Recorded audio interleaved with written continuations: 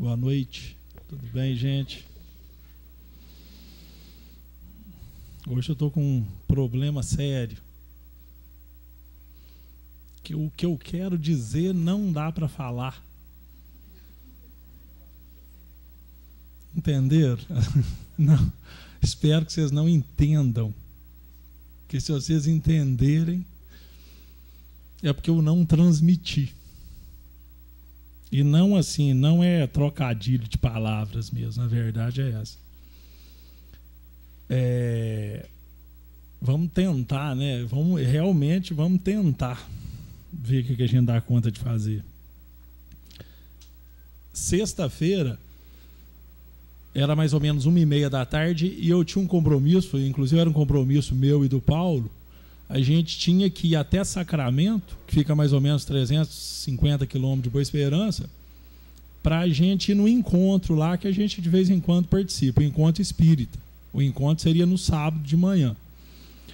E já era 1h30 da tarde, eu liguei para minha esposa, ela me pegou no consultório e nós fomos descendo para casa.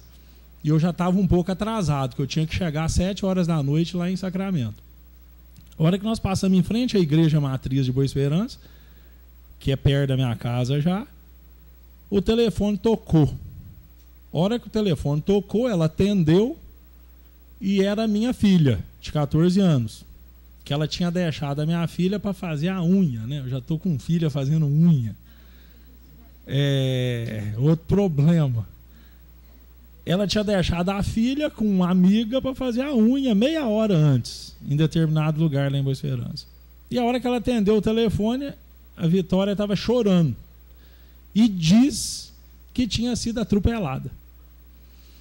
E na hora que nós descemos, a gente viu um SAMU mesmo, a uns, mais ou menos, assim, uns 3 quarteirões de onde que a gente desceu, que era o lugar que ela tinha deixado a minha filha.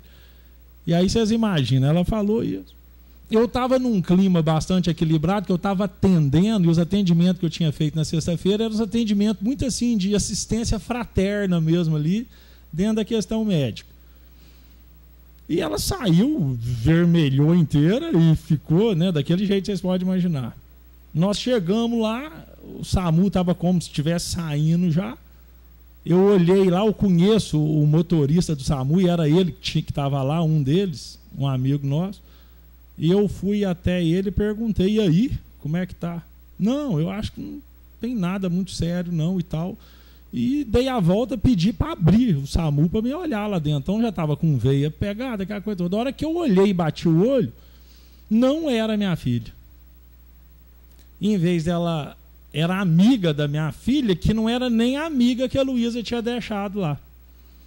A menina tem um nome muito curto, e que no Vitória falar aquilo, ela citou, foi a amiga. E o pai da amiga ainda estava do lado, que é um grande amigo meu, desde novo. Então foi aquela confusão na cabeça de todo mundo ali.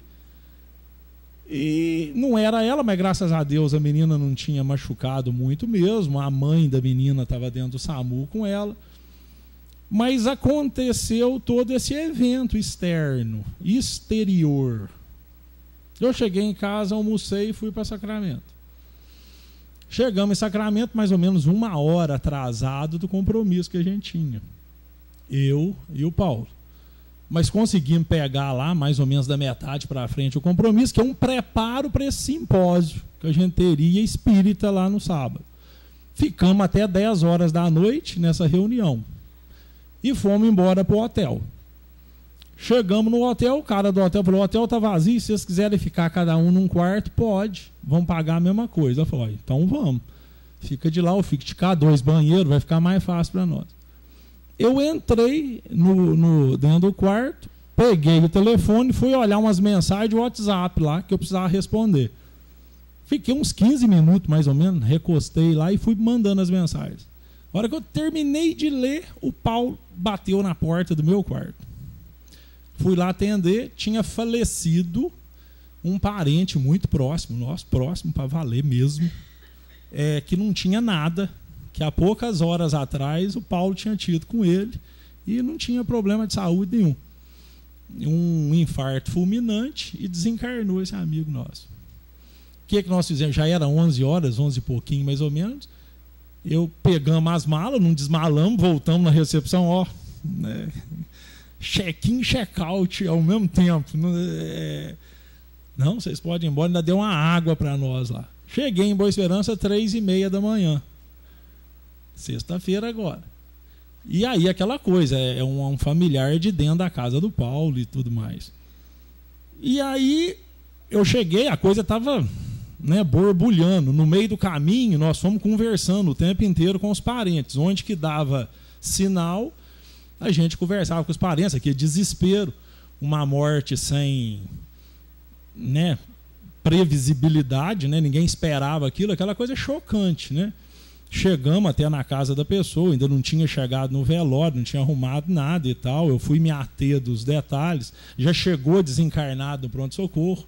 O mesmo SAMU que eu tinha entrado dentro dele foi o SAMU que estava levando aquele irmão nosso lá, né, lá para o velório lá e tudo mais. E aí no dia seguinte eu fui ver o caso todo, o médico olhou só mais ou menos, porque não tinha o que fazer mais. Eu acabei dando o laudo, né, o atestado de óbito, eu fui fazer o atestado de óbito dele. Como ele não seria enterrado em Boa Esperança, ele foi velado lá e depois foi enterrado em outra cidade, eu precisava registrar o atestado de óbito. Aí foi eu e o Paulo para o cartório, pedimos para a moça abrir para nós, porque você precisa de uma guia de sepultamento, para você poder sepultar o corpo. E a hora que eu sentei na frente dela, da moça que estava fazendo o documento, ela começou a perguntar assim: ele tinha quantos filhos? Aí eu comecei, tinha 3 filhos. Ele tinha alguns bens? Tinha alguns bens. Ele tinha esposa? Tinha esposa. E começou a perguntar aquelas coisas óbvias, né?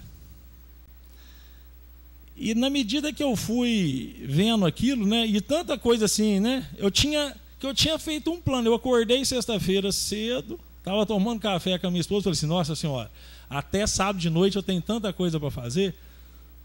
E estava tudo planejado. E de repente eu estava lá no cartório, lá em Boa Esperança mesmo, tratando disso, né? Mas não foi nada vezes nada do plano que eu tinha feito. E o engraçado, nós faríamos um simpósio a respeito de reencarnação.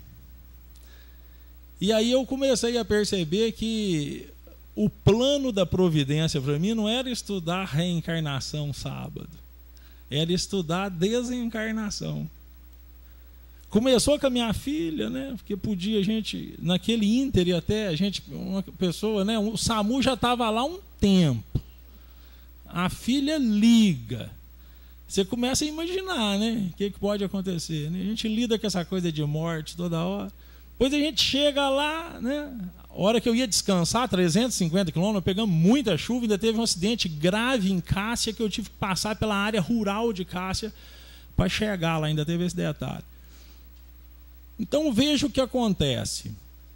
Hoje, especificamente, eu estou com um nível de consciência de que eu sou espírito mais avançado do que eu estava sexta-feira cedo.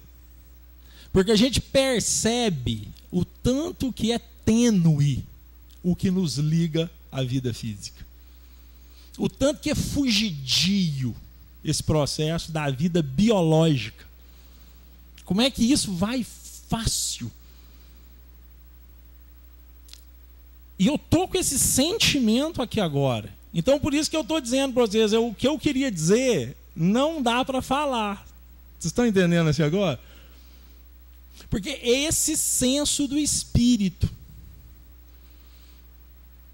E aí eu vou pegar aqui um trecho do Evangelho que eu acho que dá para a gente fazer assim. Eu falei, de que jeito? Porque eu falei assim, eu não dou conta de tentar falar o que eu estou sentindo. Que é se perceber como espírito mesmo e reunir todas as forças que temos para fazer esse trabalho para o espírito e não para o homem. Essa noite eu ainda sonhei, eu tenho uma camisa que eu gosto muito de usar ela, eu sempre gosto de camiseta assim, E eu ganhei uma camisa um tempo atrás que eu gostei dela. E eu sonhei que eu tinha vindo em Varginha aqui no shopping e todo mundo tava com essa camiseta. Aí eu acordei hoje cedo e falei, gente, mas o que será isso? Aí eu fui andar de bicicleta cedo, lá, todo domingo eu gosto de andar de bicicleta. Aí eu falei assim, uai, acho que eu agora entendi. Eu falei, acho que lá em Varginha aqui o povo está igualzinho eu, eles estão com a mesma necessidade minha, então deixa eu ver o que eu estou precisando para ver o que eu falo lá. Então por isso que eu estou tentando fazer esse estudo estranho, assim, é um estudo estranho, e eu não sei se eu vou dar conta, porque precisa de presença, o espírito que eu sou, ele tem que ter presença. Se eu não souber que bobinas que eu estou alimentando no meu campo mental, eu não consigo fazer fluxo. Eu sou muito assim, técnico, né? Eu gosto dessas coisas. A hora que eu leio no mecanismo da mediunidade, que o indivíduo tem que ter atenção e concentração, que isso funciona igual um gerador de luz. Se o gerador não está com o interruptor fechado, ele não produz magnetismo. Se ele não produz magnetismo, ele não vira um ímã, então não tem fluxo. Eu não consigo jogar o fluxo para frente. Então, para que eu consiga tocá-los, eu preciso fechar o circuito em mim mesmo e ter força psíquica. Porque não é o que eu quero dizer que eu quero dizer. Eu quero dizer o que não tem jeito de falar. Então, veja o que acontece. Se a gente pega esse trecho do Evangelho, eu vou fazer uma leitura. Ler sempre é meio chato assim para quem está escutando, mas faça um esforço. Ó.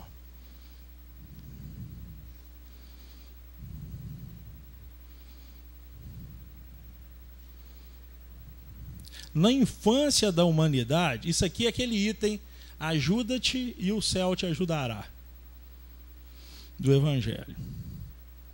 Na infância da humanidade, o homem só aplica a inteligência à cata do alimento, dos meios de se preservar das intempéries e de se defender dos seus inimigos. Certo? Na infância, usa-se a inteligência à cata do alimento para preservar das intempéries e para defender dos inimigos. Deus, porém, lhe deu, a mais do que outorgou ao animal, o desejo incessante do melhor. Essa aqui é a âncora que eu queria trabalhar aqui. O desejo incessante do melhor. Dentro do campo psíquico nosso, há um desejo incessante do melhor. Comece a pensar em vocês. Que o espiritismo agora tem que ser para dentro, não pode ser para fora. Veja se vocês têm desejo incessante do melhor. E incessante cessa. Coisa incessante é o quê? Sem parar. Então veja só, a gente não consegue estancar isso em nós. Constantemente a gente tem um desejo incessante do melhor.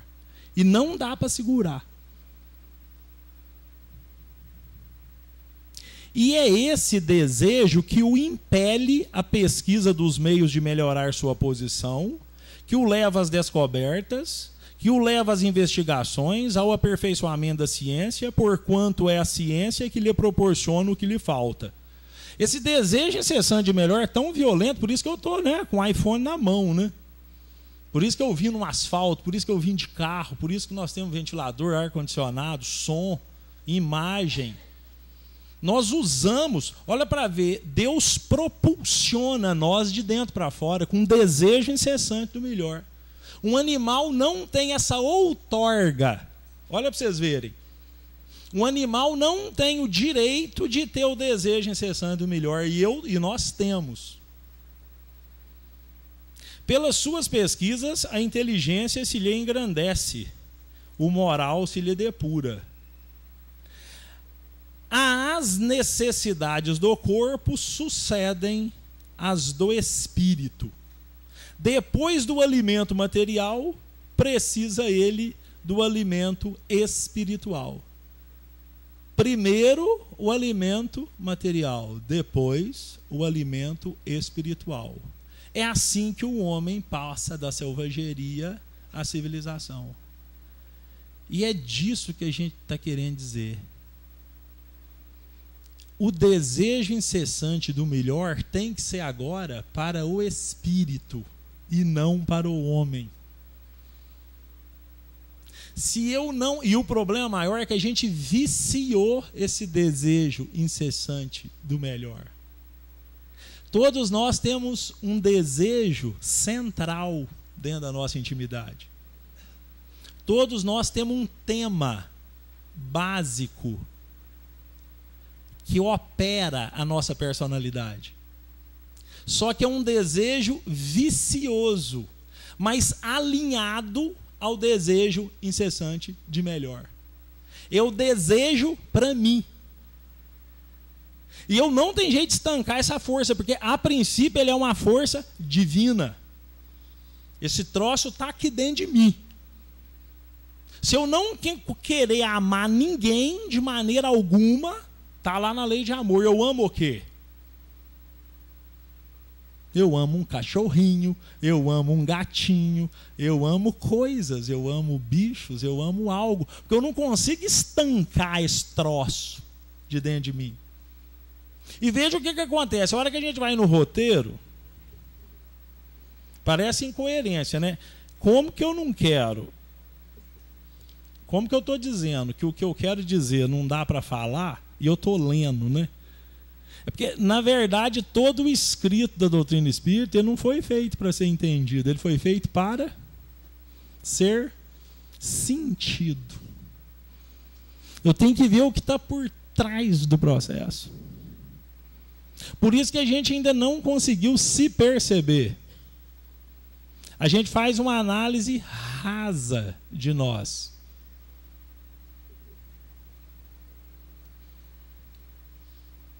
A ciência multiplica as possibilidades dos sentidos. O que significa isso? O que a ciência faz? A ciência é um olhão. A ciência é um ouvidão. A ciência é um tatão, né? O tato. A ciência é um paladarzão. E a ciência é um olfatão. Quando a gente usa o ultrassom para olhar, por exemplo, um neném, né, numa mulher grávida ali, o que o ultrassom é? Um olhão, não é?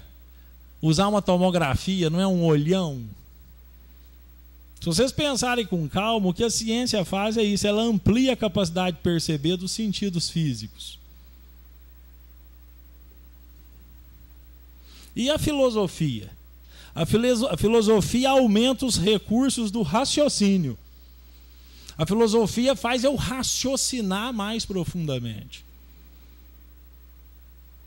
Então, nós temos uma força para nos encaminhar, que é a força científica, mas ela nada mais é do que uma ampliação dos sentidos. A gente viu uma bactéria depois de inventado o quê? O microscópio. Nós vimos astros depois de inventado o quê? O telescópio. E o entendimento, nossa, a hora que o Isaac Newton viu lá a maçã cair, é ele que fez a maçã, ele que viu a maçã cair, não é? Ele compreendeu algo a mais. Então a filosofia ajudou nesse entendimento. Aí você vai falando para o outro e o outro vai observando, nós fomos enriquecendo disso. Agora, a gente sabe que a doutrina espírita é alicerçada em 3 pilares, não é? Um, a ciência. Outro, a filosofia. E terceiro, qual que é? A religião. Agora, o que é religião?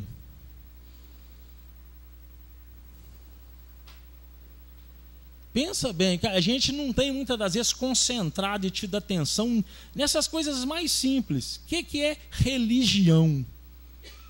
Inclusive a gente pergunta assim, né? Qual que é a sua religião? Vamos perguntar para nós mesmos, qual que é a minha religião?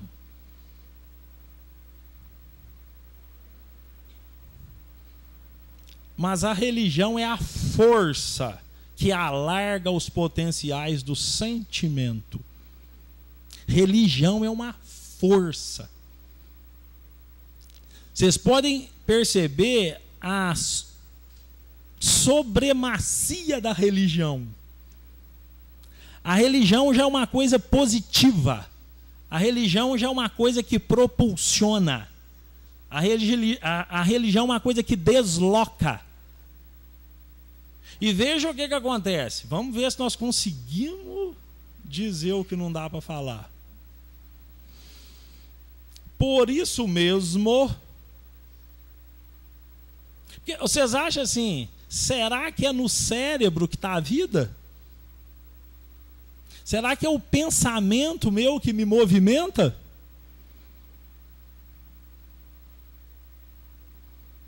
Isso é coisa mais da filosofia, não é?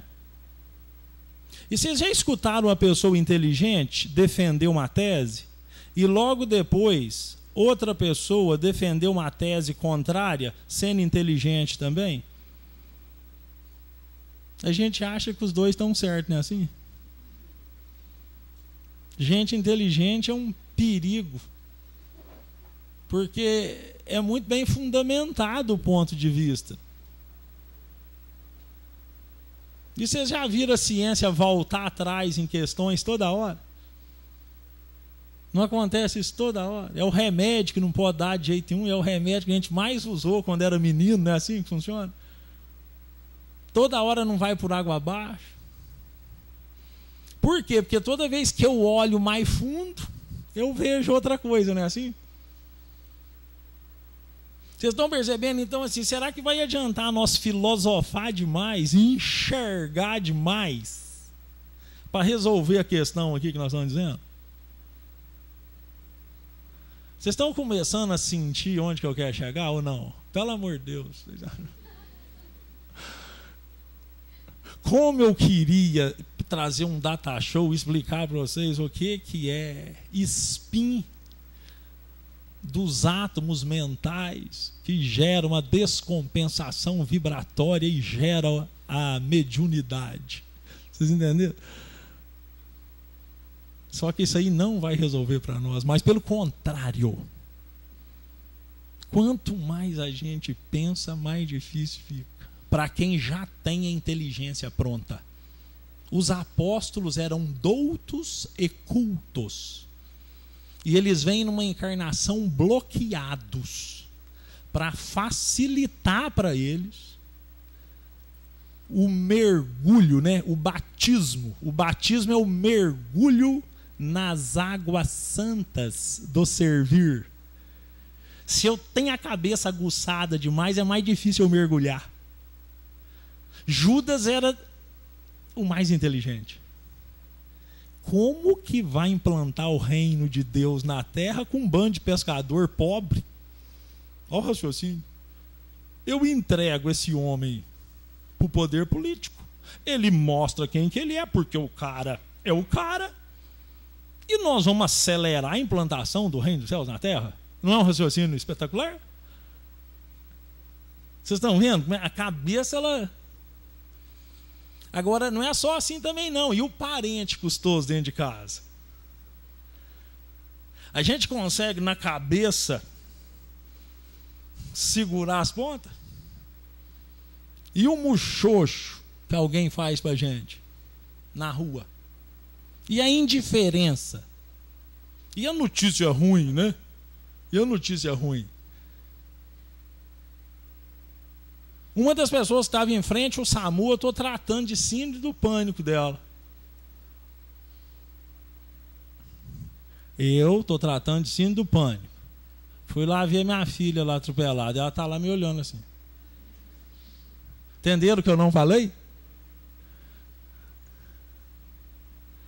Que a gente sabe como é que trata medo dos outros, não sabe? Vocês estão entendendo como é que nós temos que entender os negócios aí que eu não estou dizendo? Religião é força, não é prosa. Palavra força tem significado. Força, conectividade, online. Por isso mesmo, no coração mora o centro da vida. É no coração que mora o centro da vida. Se eu vou começar a me analisar, eu tenho que analisar o centro da vida. Senão, não consigo nem me analisar. Porque as ideias que a gente produz no cotidiano, elas são produzidas pelo meio, não por nós. Que a gente deixa no ponto morto. Eu não tenho presença. As circunstâncias me engolem. Então eu tenho que analisar o que está por trás. E olha o que está por trás. E veja só, nós precisamos dar conta de sair daqui hoje percebendo algo diferente em nós. Não pode ser mais um estudo. Que aqui só tem gente inteligentíssima. Tudo que tinha para desenvolver de inteligência, vocês podem ter certeza absoluta, mesmo se tiver algum analfabeto aqui dentro agora. É dentro dessa encarnação essa conjuntura. O indivíduo não é atraído para dentro de uma casa espírita se não tiver experimentado muito a inteligência já. Porque é uma necessidade para nós somos uma família mesmo. Nós vamos sentir isso. Nós somos uma família porque família espiritual, ela se dá pela afinidade. A gente não separa afinidade de hereditariedade. Então, quando a gente desencarna, o nosso DNA é parecido com o outro. Como se fosse um pai e mãe gerando um DNA parecido de dois irmãos. Por isso que a gente é atraído por uma conjuntura dessa. Nós vamos precisar do entendimento para salvar a nossa pele. Porque se nós estamos numa segunda chance num planeta novamente, que é o que Santo Agostinho fala para nós no capítulo 2 do Evangelho, vós que espiais e sofreis aqui nesse planeta são estrangeiros. Porque vocês já imaginaram a peleja da providência divina para nos manter lá? Porque nós estamos falando da providência divina, é gente que sabe fazer a gestão de almas e de tudo. Então, assim, nós temos essa característica, o espírita, nós vamos precisar do entendimento. Por isso que o Kardec aceitou, né?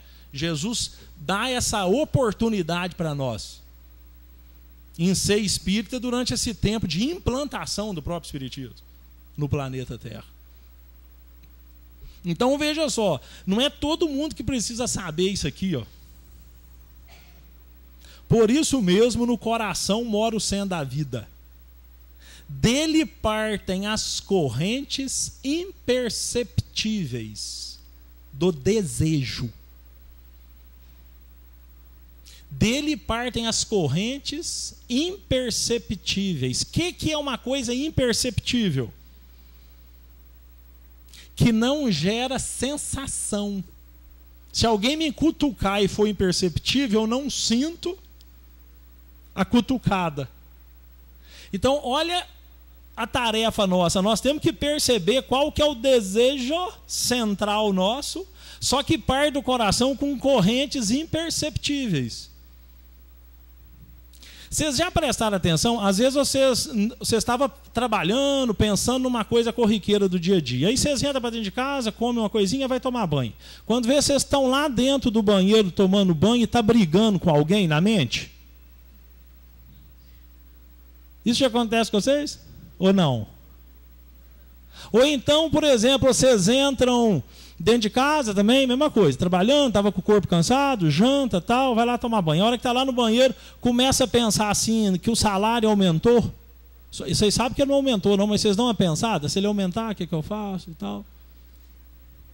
Acontece isso com vocês? Às vezes não, né? Não sei. Brota historinhas na cabeça da gente assim, e elas não repetem? Vou repetir, olha. Dele partem correntes imperceptíveis do desejo. Olha o detalhe. Que se consubstanciam em pensamento no dínamo cerebral. Vocês têm que entender o que eu não estou falando, gente. O que eu estou falando é só isso, ó, que está escrito. Mas não é isso que eu quero dizer. Olhem para minha cara, às vezes fica mais fácil assim, né? Sem julgar demais a cara. Olha para minha cara para vocês verem. Olha para vocês verem, eu estou produzindo ideia, não estou produzindo ideia? Agora, assim, eu não falei nenhuma ideia muito doida aqui, né? Doida foi, mas muito doida não foi até agora. Pensa bem, para mim ter uma ideia que não é doida, antes de eu ter ideia, eu tive que ter uma construção antes, não tive? Vocês entenderam o que eu estou falando? Está entendendo? Quando eu tenho a ideia, já foi, já morreu o negócio. É um negócio, você não tem jeito de falar nada, o troço. Uma ideia é um cadáver, que eu quero dizer. Entenderam por quê? A gente não estuda no Espiritismo que ideoplastia não é matéria pura, pensamento não é matéria pura. E aqui os Espíritos estão falando isso para nós. Quando eu tenho uma ideia, eu consubstancio. O que é consubstanciar? Virar substância. Se a gente imprime uma folha no computador, eu consubstancio o que estava digitado no papel, não é assim? Vira papel, aí eu mexo no vento, bano não é assim? Hoje eles estão fazendo impressora, vocês já viram as impressoras 3D, como é que é? Esses dias eu vi uma reportagem, eles fizeram um prédio com uma impressora 3D. Imprime a viga, imprime tudo. Em odontologia, eu tenho um amigo meu, dentista, e ele é muito interessado com tecnologia, com tudo, por essas coroas dentárias, essas coisas, está saindo tudo nas impressoras 3D agora. Os protéticos vão ter que aderir a isso, aprender a manejar isso. Você vai lá, imprime e materializa. Vocês estão entendendo assim? Então a gente consubstancializa. Agora, não vamos achar bonito isso, que isso empolga a gente. A gente começa a ficar empolgado com esse negócio. Dá a impressão que a ciência vai resolver os problemas nossos. Pensa bem, o conhecimento não está claríssimo agora para todo mundo, e ele não é dado de graça. Você pega esse danado desse Google aqui, qualquer aula que você quiser ter, vídeo aula, existe nesse negócio, a perfeição. Mais uns 3, 4 anos em qualquer língua, que vai vir bem traduzido. É só deve ter gente desenvolvendo aplicativo para isso hoje. Então a questão não pode empolgar com a cabeça, eu tenho que perceber eu. Porque de inteligência nós estamos prontos. É só dar tempo para nós viramos qualquer coisa do ponto de vista da inteligência. Porque nós já passamos por isso. Porque o desejo incessante de melhor foi usado para quê? O desejo incessante de melhor foi usado para o homem. O desejo incessante do melhor, que foi Deus fazendo ali, eu trabalhei para a construção do sensório físico e desenvolver eu mesmo. Estão entendendo o que eu quero dizer? Primeiro o alimento material, agora é qual? Alimento espiritual. Agora a construção mental tem que ser para o sensório do espírito e não para o sensório externo. Mas veja só, não adianta eu saber disso e acreditar nisso. Eu preciso perceber qual que é o desejo dominante em mim. Porque eu não estanco o desejo incessante de melhor. Eu cheguei ali agora. A hora que eu cheguei ali, fui soltar o meu pai para entrar no centro. Aí tinha 2 cadeiras. Meu pai falou assim: eu estou achando que essas cadeiras é para você. Eu falei assim: não é para mim não. Eu acho que as cadeiras é para você. Não, não é para mim não. Ele falou: mas por que o senhor está achando isso? Ele não falou nada. Porque da outra vez, ele falou para alguém: por que vocês não seguram uma vaga aqui? Eu não sabia disso, fiquei sabendo depois ali. Mas assim, desejo incessante de melhor. Quando a gente vai chegar no centro espírita que está cheio de carro na rua, a hora que vocês vieram parando aqui, o que vocês estavam desejando em relação à vaga? O desejo incessante de melhor não para. O desejo incessante de melhor está lá. Se eu estou dentro de um carro e quero estacionar o carro, eu desejo o quê? Uma vaga. Agora, olha que nhaca. Eu gosto dessa palavra, nhaca. Sabe a nhaca? A hora que a gente vai lá na obra, ação e reação, e o mentor, acho que é o Sanzio, não, é mais ou menos assim. Ele fala o que é o mal e o que é o bem. E o resumo é mais ou menos assim: o mal é o bem só para mim. E o bem é o bem para mim e para todos, que está envolvido comigo na hora. Então, por exemplo, se eu venho aqui e eu saio de casa, O desejo incessante de melhor eu não seguro. É o que tive a outorga de desejar o melhor para mim. Mas se eu chego aqui e quero a vaga para mim, eu estou fazendo bem ou estou fazendo mal? E eu estou alimentando o homem ou estou alimentando o espírito? E aí eu uso a minha inteligência, porque não é assim? Por exemplo, me desculpe as mulheres, deixa eu falar, não aguento, eu vou fazer essa graça, me veio na cabeça. Se tem uma mulher, a vaga é muito apertada, tem uma mulher na minha frente, eu olho que a mulher fala assim, ainda bem que a mulher não vai dar conta de encostar. Eu assim, dei sorte. Aí ela tenta, se ela tiver meio vergonha, ela não tenta. Estou brincando. Eu falo assim, a minha mulher, ela dirige que é uma coisa. Segundo o meu vizinho lá que gosta demais dela, fala que ninguém dirige igual ela. Mas, né, aí me gerou esse conflito aí dela dirigir melhor que eu. Gente, isso é piadinha, mas isso é grave. Vocês estão entendendo o que eu não estou falando? Estão entendendo mesmo? Será que eu estou dando sorte aqui hoje para vocês entenderem? E agora? Pensa bem, e agora? O desejo incessante de melhor não para. Eu, inclusive, tenho um desejo viciado, que ele já é um troço. Aquilo ali, naquele tema, se eu não abdicar da construção do homem, eu não broto eu mesmo. Por isso que fala assim, ó, capítulo 6, Cristo Consolador, o último item do Cristo Consolador. As duas palavras que resumem a sabedoria humana. Sabedoria. Tá vendo? Toda vez que eu faço vocês pensar muito, piora a minha fala, não piora? Vocês notaram aí, ó? Que eu estou falando rápido, não dá tempo de acompanhando assim tudo que eu estou falando. Aí dá um desânimo. Desânimo assim, ânimo vem de alma, desalma. Então eu não acompanho o raciocínio. Isso cansa. Pensar. Estava melhor a prosa, ela caiu, só de eu levar para o lado, mas calma. As duas palavras que resumem a sabedoria humana. O devotamento, que é fazer com força. Isso a gente já dá conta de fazer razoavelmente. O espírita, ele já, como a gente veio de outras religiões externas, a gente desenvolveu um pouco essa coisa de fazer uma atividade ali, que atrai a gente. Agora, a outra palavra é abnegação. A abnegação é o desprendimento do interesse pessoal. Se eu não desprendo do interesse pessoal, e isso resume a sabedoria, hein? A sabedoria, se eu abro mão de mim, senão eu não trabalho para mim. Agora, porque agora eu tenho que trabalhar para o sensório íntimo. Vocês estão percebendo? Eu queria irradiar mais, mas é isso, eu não consigo gerar fluxo suficiente. E veja o que acontece, vamos ver se eu consigo retomar o clima que nós estávamos.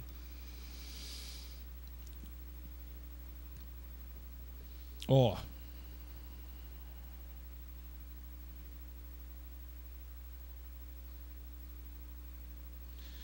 Por isso mesmo, no coração mora o centro da vida. Vocês entenderam bem isso, né? Dele partem as correntes imperceptíveis do desejo, que se consubstanciam em pensamento no dínamo cerebral. Vocês estão conseguindo perceber nesse momento o que é que realmente vocês desejam?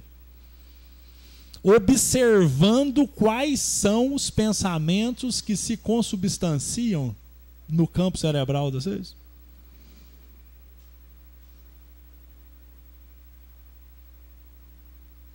Vocês conseguem? Pensem em si mesmos aí.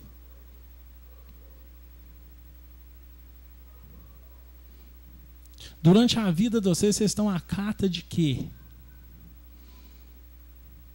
No próprio livro, Ação e Reação, um obsessor ensina a obsediar uma pessoa. Vocês lembram dessa parte lá? Eles chamam de escola de vingadores.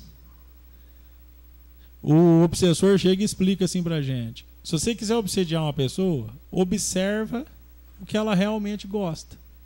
Bota alguém que gosta igual ela perto dela e depois só volta para ver o estrago. Não precisa ficar aí não. Se você tiver outras coisas, ainda fala assim, se a gente tiver outras coisas para fazer, a gente pode fazer, depois a gente volta para ver o estrago. Isso que é a tentação. A tentação é quando lá de fora acontece uma coisa que eu tenho de dentro. E veja o que acontece, gente. A única coisa que é ofertada para nós é a oportunidade de nós fazermos a nossa libertação. Não tem jeito da providência divina fazer o processo evolutivo em nós a partir de agora. Quando a gente não tem consciência, quando o meu menininho novinho tem 6 meses de idade, o papai dele faz o que com ele? Dá mamadeira, a hora que ele imagina ter fome, limpa a fraldinha na hora que ele suja. É aquele mimo só, não é assim? Eu fico até hoje lá, hoje eu ainda fiz isso. Meu menino está com 3 anos, mas agora eu captei um pouquinho essas coisas. Eu estava lá nos dedinhos do pé dele hoje. 1 dedinho, 2 dedinhos, 3 dedinhos, não é assim? E ele olha para a cara da gente assim, nossa, mas meu pai é joia. Eu sinto que ele faz assim. Os mais velhos dão uma olhada, fica até com uma certa inveja. Aí eu tento brincar com eles, dá o dedinho também. Ele fala, sai lá, pai. Frescura.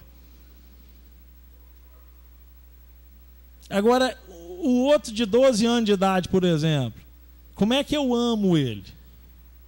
Segunda-feira cedo, chovendo, como é que eu amo ele, segunda-feira cedo? Vou lá, ligo o interruptor do quarto, quentinho lá dentro.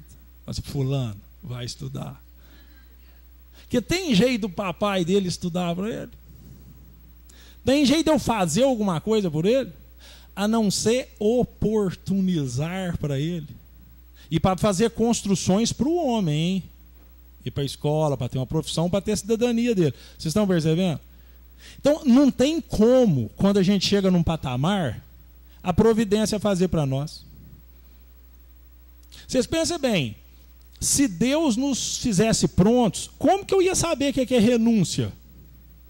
Porque um anjo sente, o anjo precisa renunciar? Ele já tem, o amor que ele já tem, já compõe todas as virtudes. Então, ele abre mão dos interesses dele naturalmente.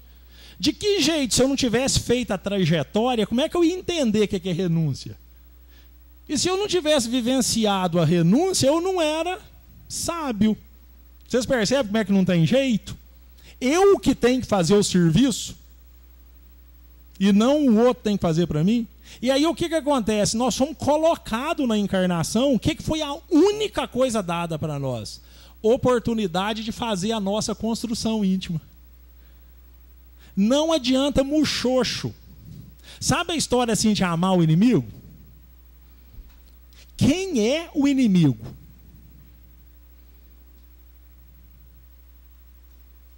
A gente fala que é eu, mas não é só isso. Isso é quando eu percebo com a cabeça. E espírita vai ficando o quê? Mais olhudo, não é assim?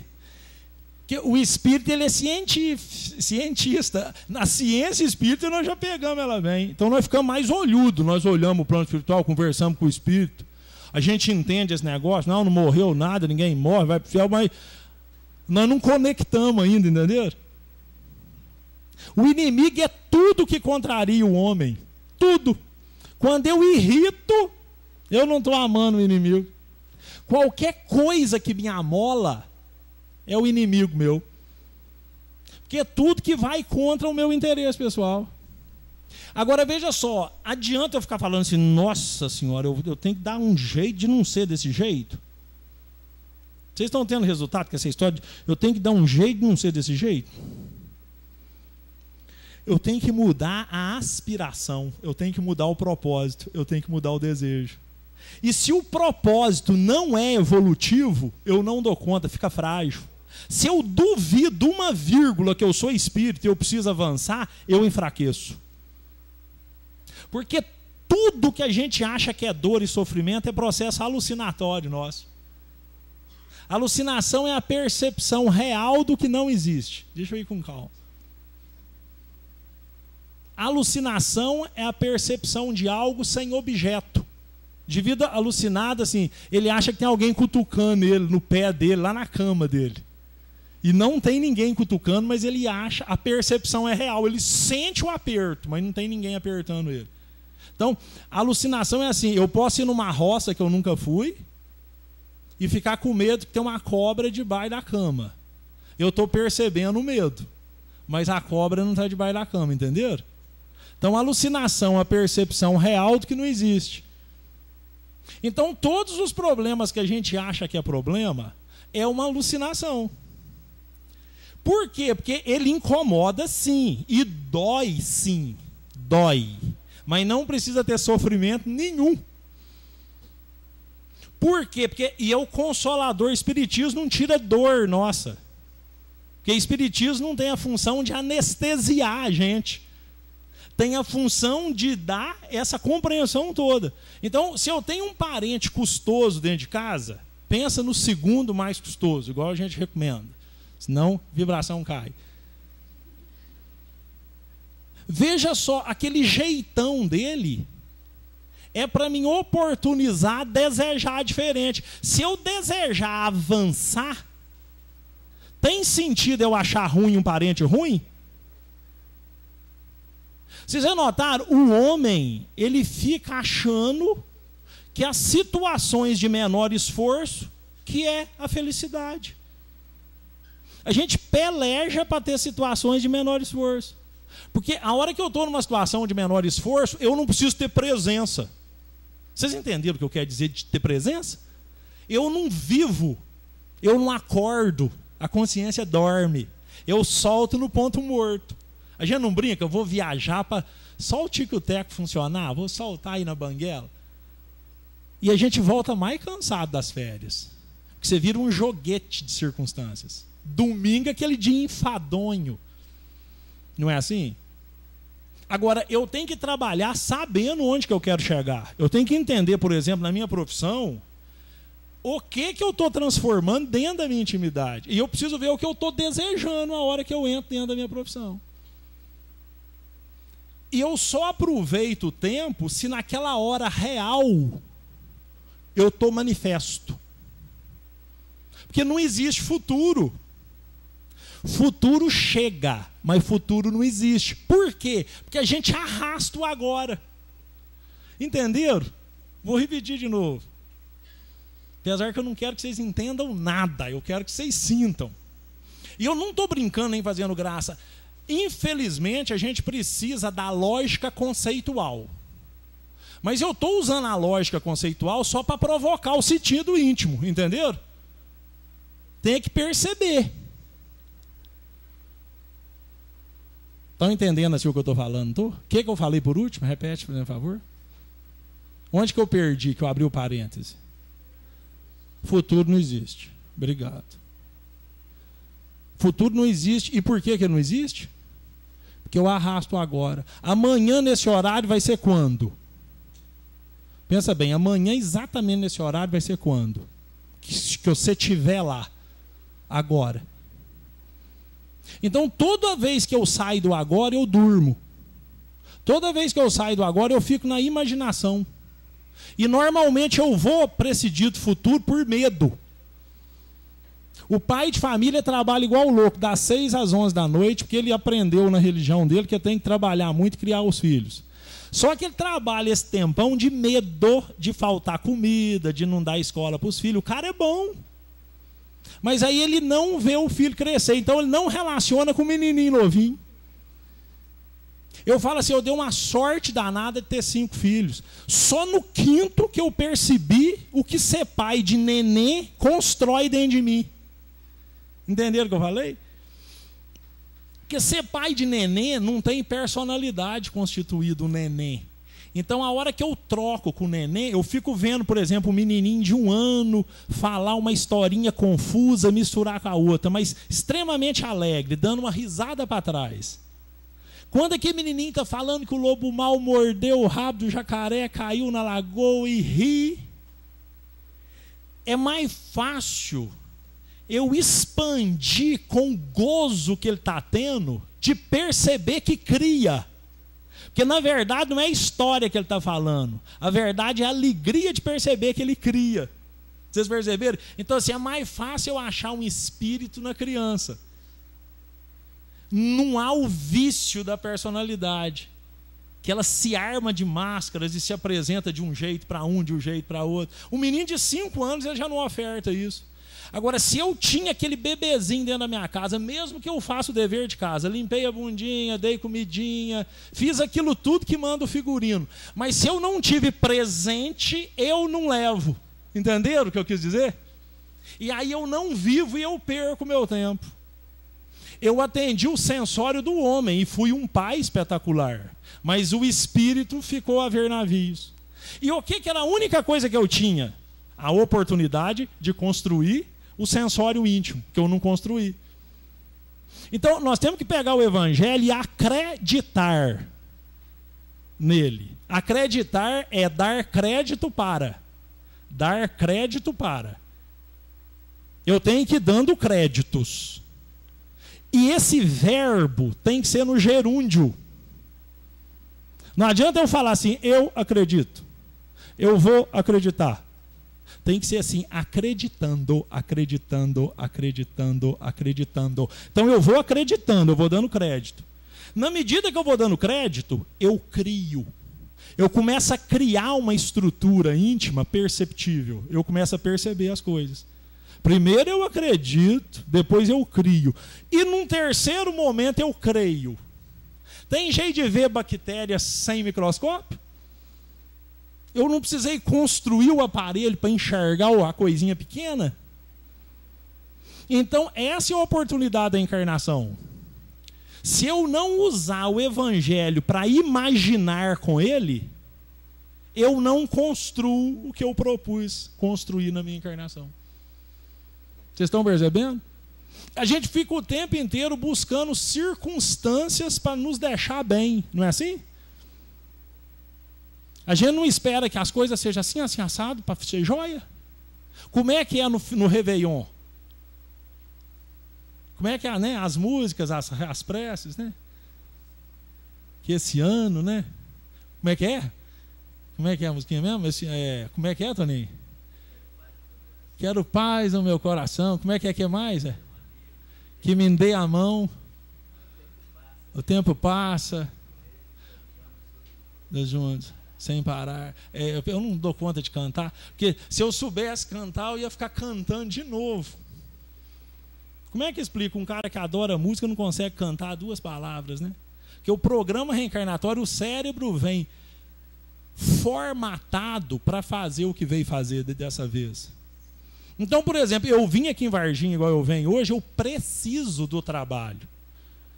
A hora que eu tenho que concentrar e vir aqui e tentar fluir para vocês é uma necessidade profunda. Então, assim, a hora que eu agradeço, às vezes, não, muito obrigado pelo... eu entendo perfeitamente o que me gera. Porque é como se vocês tudo fossem terapeutas meu. Vocês ficam na minha frente querendo me ouvir, o que acontece? Eu tenho que tirar de mim o que eu tenho, pelo menos deveria ser assim, do meu jeito. Não adianta eu pegar o livro aqui e dar aula do livro. Porque eu posso dar uma aula perfeita, mas eu não construo o meu sensório íntimo. Por isso que fora da caridade não há salvação. Agora pensa bem, como tem sido o aproveitamento do tempo nosso? Nós estamos imaginando para o homem ou nós estamos imaginando para o espírito? E lembrando disso, o desejo incessante de melhor não estanca. Olha que problema que é isso. Por isso que nós estamos nessa... Não é uma guerrinha? A gente não olha o lado nosso mesmo? Vamos ser sinceros conosco. Como que a gente tem vivido em família mesmo? Como que eu tenho me situado dentro da minha família? Vamos ser honestos conosco. O que eu estou desejando ali? E pensa bem, tudo que eu mais preciso é o que a gente tem corrido. E é no campo dos relacionamentos. A grande aferição é no campo dos relacionamentos. O espírito só evolui no relacionar. Eu não evoluo se eu fizer uma casa, se não tiver gente que está fazendo a casa, o pedreiro, o mestre de obra. Se não tiver relacionamento, aquilo é uma atividade vazia para o engenheiro, seja para quem for. E pensa bem, eu repito, desejo incessante de melhor, nós não estancamos ele. Eu vou querer para mim. Só que agora eu tenho que querer para todos que estão em volta de mim. Então, assim, eu fiquei um pouco contrariado de pegar porque eu estou vindo para o estudo, né? Eu preferia não ter vaga. Vocês entendem um Chico, por exemplo? Parece bobo. Parece que o cara não quer nada para ele. Parece um bobo. Eu teve uma época que eu fiquei até implicado com o Chico. Não é possível também evoluir, ficar bobo assim. Olha. Mas bobo era quem? Lógico. A lógica do espírito, gente, ela é paradoxal à lógica do homem. Por isso que nós não quisemos o Cristo até agora. E aí eu não conecto. Porque a providência divina, ela não pode corromper comigo. Toda vez que eu desejo o melhor para mim, a providência me espera, ela não vai comigo. Vocês entenderam o que eu falei? Eu tenho dentro daqui com vocês que desejar para todos que estão envolvidos, aí eu conecto. Por isso que hoje em dia nós estamos no tempo não da passividade mediúnica, mas da atividade mediúnica. Eu tenho que receber o meu espírito. O espírito tem que baixar em mim, é eu mesmo. Estão entendendo o que eu não estou falando? E veja só, gente, tem uma força por trás de tudo. A gente trocou o nome de Deus, deu o nome de natureza, a gente vai mudando os nomes que a gente quiser dar. Mas se eu não conecto nessa internet da vida, se eu não entro no movimento da vida, eu preciso do quê? Do fogo eterno. Olha para vocês verem.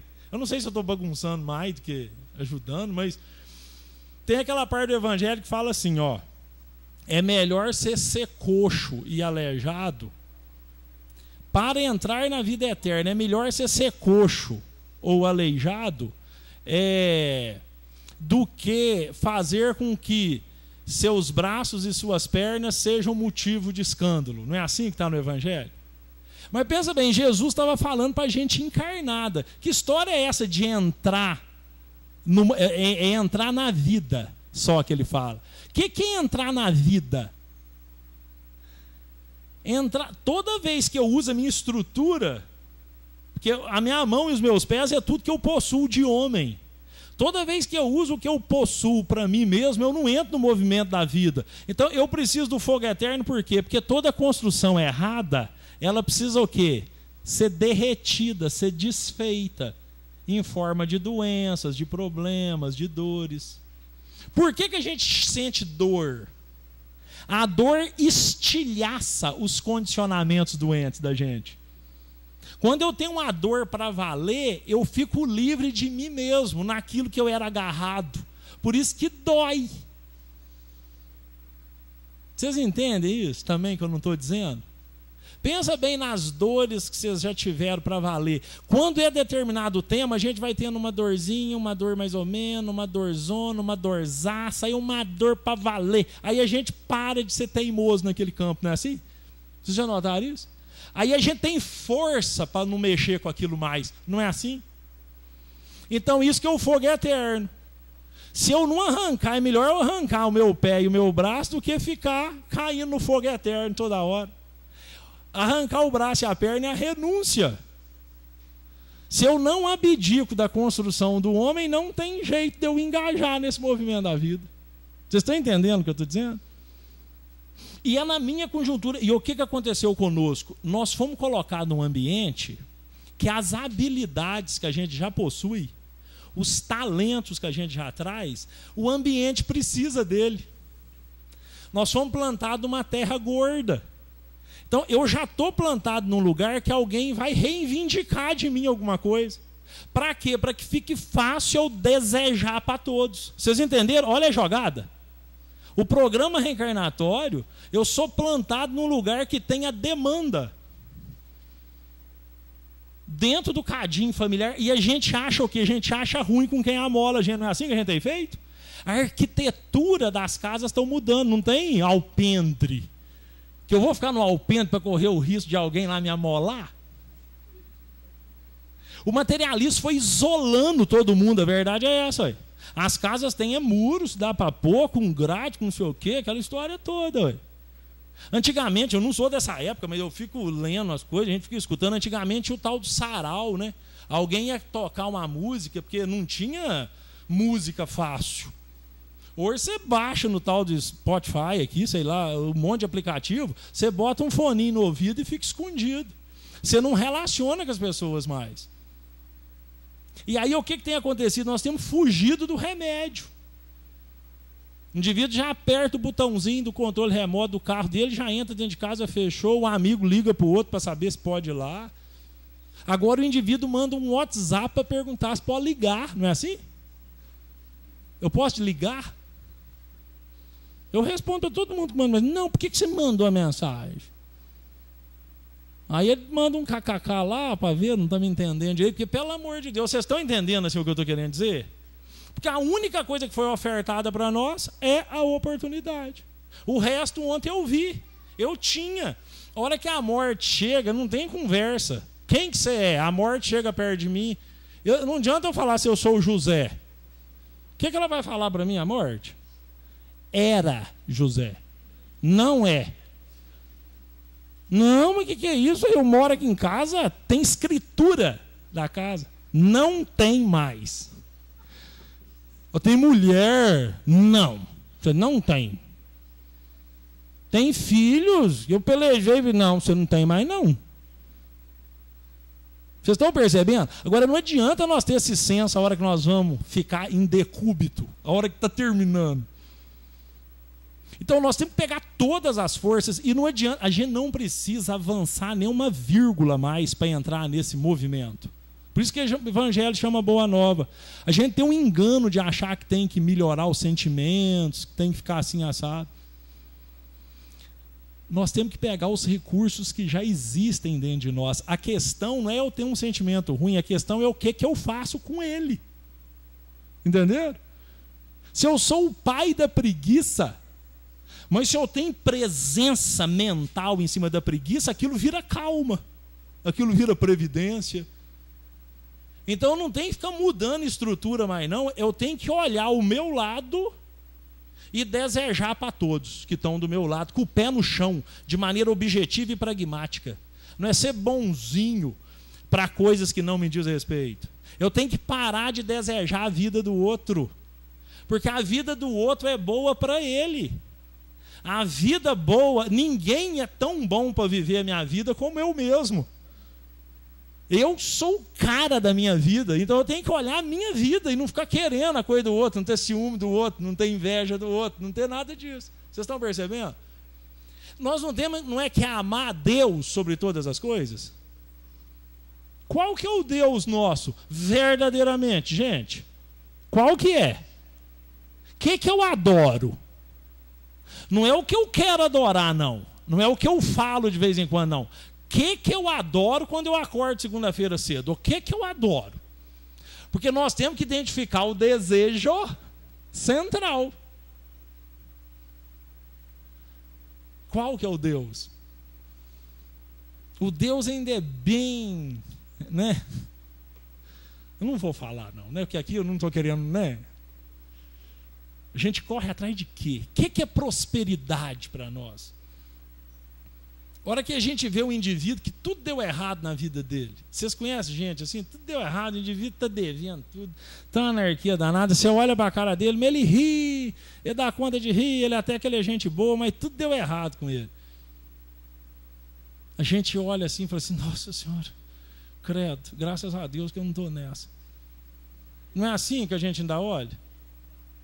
Agora, às vezes, ali está a prosperidade em pessoa. Ali está o cara. Ali está o cara que esses processos foram acontecendo e ele está aprendendo a desejar com o Pai. Ele está ajustando os desejos dele aos propósitos do Criador. Que é o que precisa acontecer. Porque o que é reino dos céus? Eu não vou ficar lendo. Mas reino dos céus é a comunhão permanente com Deus. Vou repetir. Reino dos céus é a comunhão permanente com o Criador. Isso que é o reino dos céus. Independente da circunstância espacial que eu me encontro. Então, se eu quero entrar no reino dos céus, eu tenho que conectar com o Criador. Para eu conectar com o Criador, eu tenho que desejar o bem para todos que estão envolvidos comigo. Se eu não desejo o bem, eu frustro, eu deprimo, eu tenho medo. Ansiedade é igual a medo. Toda vez que o indivíduo está aflito, aquela aflição vazia é pautada em quê? Em insegurança. Insegurança é medo. Depois vocês pensam, a hora que vocês ficam aflitos. Aí a gente tenta, uns comem demais, outros falam demais, outros medram mesmo. O que é a depressão? A depressão é o encontro com a não construção. Por isso que um santo não deprime. Um planeta, 10 planetas tem que acabar inteiro e o santo fica lá. Por quê? Porque está conectado com o Pai. Vocês estão percebendo? E como que eu conecto com o Pai? Não adianta eu querer enganar Deus, eu ir lá, faço uns benzinhos para os outros aí, dou cesta básica, mesmo que seja bem engajado. A gente cria um Deus minúsculo para nós, um Deusinho que toma lá da cá. Entenderam o que eu não disse do Deus? A gente espera que as circunstâncias nos deixem felizes, a gente espera que as pessoas nos deixem felizes, a gente espera que Deus minúsculo nos deixe felizes. Sendo que o Pai amoroso está falando assim, vai meu irmão, você está com a faca e o queijo na mão. O que resta é oportunidade, então não tem situação ruim. O indivíduo é produtor de café, tem uma florada. O que é a proposta de uma florada? Esperança, porque vai produzir fruto. Desenvolvimento de fraternidade, de solidariedade, de fartura. É assim. E se vem geada na mesma lavoura, o que é a proposta? A proposta é diferente, não é isso, porque o cara não vai ter dinheiro. Mas é desenvolvimento de paciência, de resistência, de tolerância. É a resiliência. Vocês percebem? Qual das duas situações que são piores? Para o homem é qual? Geada. E para o espírito? Nenhuma nem outra, tanto faz. Está vendo como é que a dor e o sofrimento é uma alucinação? Você percebe um troço que não existe. Porque a vida do espírito, ele não é pego pela matéria. Isso nós precisamos dominar a matéria. Então não nos enganemos. Se nós não dermos conta de fazer esse domínio, não tem como a gente resgatar o homem da matéria. Aquela frase bonita lá da lei de amor. O sangue resgatou o espírito. Agora, o espírito tem que resgatar o homem da matéria. Deu para concatenar a ideia? Se eu falo rápido, às vezes vocês não conseguem formatar a ideia. Vocês estão entendendo? Quantas horas? Como é que nós estamos de horário? Já deu 9? Nossa Senhora, 9h15 aqui, ó. Tá vendo? A falatina, ela é muita. Para nós encerrar. Eu achava esse livro o livro mais bobo que existia do André Luiz. Porque você lê Evolução em Dois Mundos, né? A gente lê Mecanismo da Mediunidade, Missionários da Luz. Aí eu li isso aqui, nossa, isso aqui não tem conteúdo. Eu, uns anos atrás, era assim quando eu comecei a estudar, porque conduta, agenda cristã. Aí ficava aquele trem esquisito, né? Eu li assim, ó, mas isso eu já sei, ó, eu sei de tudo. Primeira vez que eu li esse livro, esse aqui já é o segundo que eu tenho. Primeira vez que eu li ele, eu falei, eu já sei tudo desse livro. Para que eu vou ler esse livro de novo? Eu não entendi, eu estou confessando, eu não entendi porque que o André Luiz, um cara inteligente, me manda um livro desse para o Chico. Vocês entenderam? Como é que só tem que entender o que a gente não fala? Porque não adianta falar, eu não entendia nada. Olha aqui para nós encerrar a prosa nossa. Vocês entenderam? Vocês conseguem dar tema na fala minha aqui? Que eu quero é que vocês entendam o que eu não falei aqui. Se você deseja ser cristão efetivamente, 2 pontinhos, olha. Se vocês desejam, vou falar para vocês, venha para mim também. Se vocês desejam ser cristãos efetivamente, 2 pontos, está escrito aqui. Olha a prosa ruim. perdendo, vencerá na batalha humana. Como assim? Perdendo, vencerá na batalha humana? Você já viu quando a gente pega aquele parente mesmo, a gente bota ele na linha, fica até meio medrado, e agora quem manda é eu? Lá eu ganhei. E aí eu ganhei uma banana. Vocês entenderam? Eu perdi tudo. Vocês estão entendendo agora, sim? Então aqui que está falando isso. Perdendo, vencerá na batalha humana. Se quiser ser cristão. Cedendo, obterá os recursos que precisa. Porque se eu não cedo, eu uso os recursos de quê? Do homem, ué. E aí eu não adquiro os recursos do Espírito. Por isso que às vezes para o cafeicultor ele tem que ter geada. Eu falo assim, essa parte da agricultura era muito rica, né? Porque produtor rural só vai ganhar dinheiro quando? Para o ano. Vocês já notaram isso? O ano que vem tem certeza que agora eu planto um pedaço de café, depois eu ganho dinheiro com esse negócio. E o pior de tudo é assim, uns ou os outros ficam ricos, né? Café realmente não é tão ruim assim. Esses que estão ricos não pior, a maioria. Porque pensa bem, o irmão Jacó, gente, ele tinha que ir para uma escola para brilhar a luz dele, que ninguém conhecia ele. Porque se tivesse qualquer pessoa grata a ele, ia atrapalhar ele brilhar a luz dele. Pensa nisso. Ele tinha que ir num lugar de almas neutras, que ninguém chega à terra nele.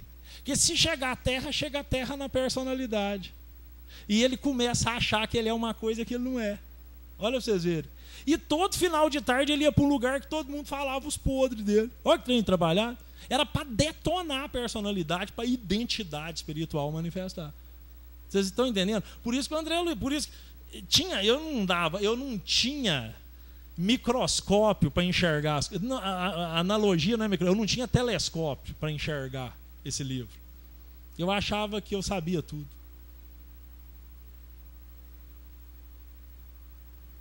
Olha essa aqui, que terrível.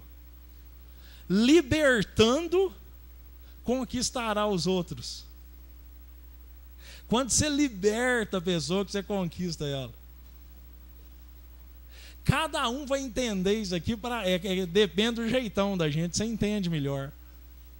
Que a gente sequer percebe que a gente sufoca o outro, que a gente impõe o jeitão nosso do outro, que a gente gera miséria e destruição para o outro toda hora, nas pequenas coisas. Nós estamos no tempo de adorar a angústia. Que delícia que eu estou angustiado. Vocês conseguem entender essa frase, essa colocação agora, no final da fala ou não? Que a angústia, Deus chega pertinho e fala assim, não é assim não, meu filho, você está indo errado, ó. A angústia é a conversa de Deus comigo. Vocês percebem? Só que a gente é viciado, tem gente que deseja até sofrer, ter um ganho com aquilo. Tudo, lá no irmão Jaguar ele fala assim, o homem perdeu a capacidade de ver a alegria trazida pela dor. Olha que prosa doida. Suportando resistirá na tempestade, aí vai embora. É inteiro isso aqui, ó. Na introdução desse livro ele fala assim, para quem não entende o evangelho naquela linguagem dele, se entender isso aqui já basta para evoluir, fazer agenda. Isso aqui é bem assim checklist. Vocês estão percebendo então, assim, o que eu, né, como é que é? Vocês sentiram o que eu não disse? Então assim, para a gente finalizar mesmo e não falar mais nada, nós temos que definir de que lado que nós queremos ficar. Essa aqui é a questão. Não dá mais para navegar em dois barquinhos. Ou nós levamos a vida nossa como espíritos, ou é melhor mesmo ainda repetir ações que nós já estamos saturados delas mais uma vez. Não tem outro recurso. E tudo está perfeito e certo do nosso lado. Nós não temos que indignar com nada, nós não temos que irritar com nada, nós temos que aproveitar todas as situações que são chegadas até nós. Certinho? Então, muito obrigado, sinceramente, por me permitirem ir fazendo gradativamente essa construção em mim.